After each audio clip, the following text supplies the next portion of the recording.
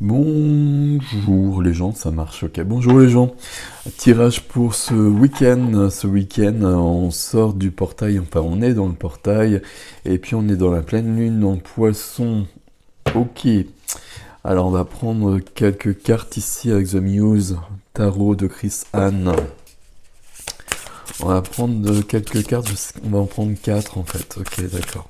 Ça fait beaucoup, mais bon. Alors, bon, on en prend 4 comme ça. Celle c'est bonne.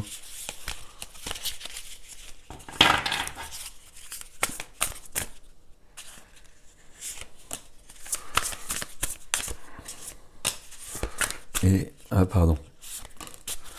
Voilà. Ok. La force. Le 6 d'émotion, le 6 de coupe, le 6 de coupe, le 7 de denier, et, et le fou, c'est cool. Ok, alors, je vais vous les montrer, je pense que vous ne les voyez pas, n'est-il pas. La force... La force avec une représentation assez classique. La force ici, il y a des choses à apprivoiser en nous. Il y a des choses à apprivoiser en nous. Voilà, c'est cette carte-là qui me perturbait. Ok, merci. Il faut plonger à l'intérieur. Alors, il faut toujours plonger à l'intérieur. Ok, certes. Mais là, ben voilà, de toute façon, on est dans une pleine lune, donc ça nous y invite fortement à aller voir à l'intérieur le lion qui sommeille en soi, et puis peut-être lui demander des conseils, et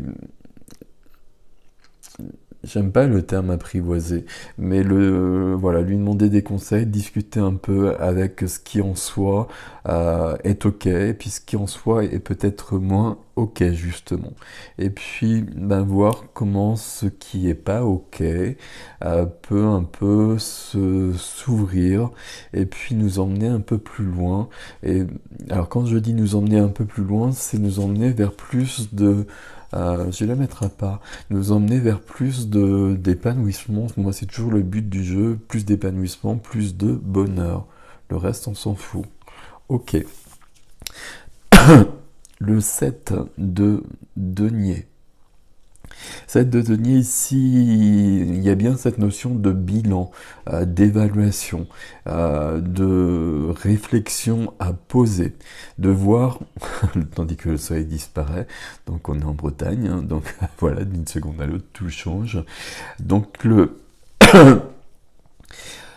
temps d'évaluation, temps de réflexion, et puis de voir si ce qu'on a fait valait la peine, si on continue comme ça, si on change les choses, on va peut-être réfléchir à tout ça pendant un temps.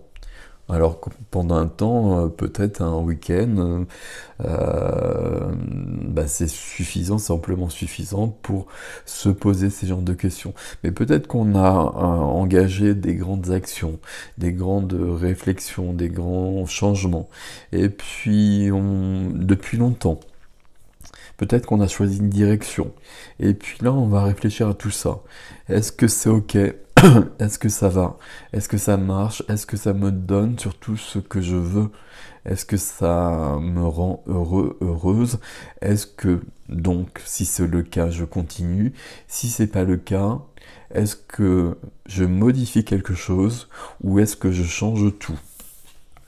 Le fait qu'on ait le fou à côté, euh, peut vouloir dire qu'il y a un nouveau départ quelque part.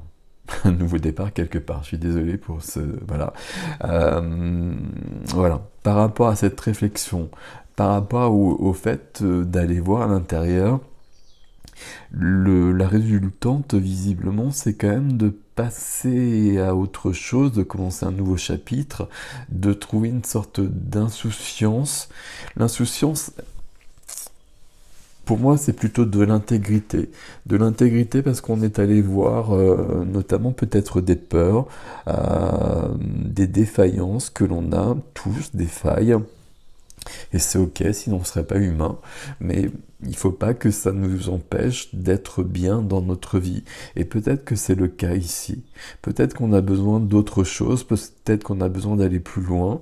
Et de cette réflexion naît l'énergie du fou qui va aller de l'avant et va aller de l'avant d'une manière beaucoup plus légère et beaucoup plus... Le fou, c'est une belle énergie, c'est une énergie qui n'a pas peur. Euh, on parle d'insouciance à chaque fois, je le dis, mais pour moi, c'est pas de l'insouciance, c'est qu'on a regardé les choses et qu'on a fait face à nos peurs, justement, et qu'on s'en est débarrassé. C'est pour ça qu'on est insouciant maintenant. Ok. Et la carte ici. Alors, c'est une des cartes avec qui je résonne en grande difficulté très souvent. C'est le 6 de coupe. Le 6 de coupe, pourquoi c'est la carte de l'enfance ici? On a, sur cette représentation, on a une jeune femme et en elle, on peut penser que c'est la petite fille qu'elle était, voire l'enfant intérieur. Et toujours cette notion de plonger en soi. Et le questionnement de ce 6 de coupe, c'est est-ce que je suis 1, 2, 3, est-ce que je suis fidèle à mes rêves d'enfant? Est-ce que je suis fidèle à qui j'étais quand j'étais enfant? Et c'est important parce que qui j'étais quand j'étais enfant, c'était la vérité. Et ça se perd au fur et à mesure dans notre société, en tout cas. C'est pas le cas dans toutes les sociétés, c'est pas dans le cas dans les sociétés dites sauvages notamment, mais ici dans notre société il y a tellement de conditionnements qu'on peut et que la plupart d'entre nous on se perd sur des chemins qui ne sont pas les nôtres. Le but du jeu de ce week-end, c'est de se questionner par rapport à ça, par rapport à ce qui est important pour nous dans notre vie, quel chemin on donne à notre vie, est-ce qu'on est sur le bon chemin ou est-ce qu'il y a un nouveau chemin, un autre chemin, ou en tout cas on va peut-être bifurquer sur le chemin pour se rapprocher de soi, pour être plus fidèle à soi-même, et toujours dans le même but, dans le but d'être plus épanoui, d'être plus heureux, d'être plus heureuse, et d'être plus intègre, et d'être plus en reliance avec quelque chose de supérieur. Vous mettez ce que vous voulez derrière ces termes-là.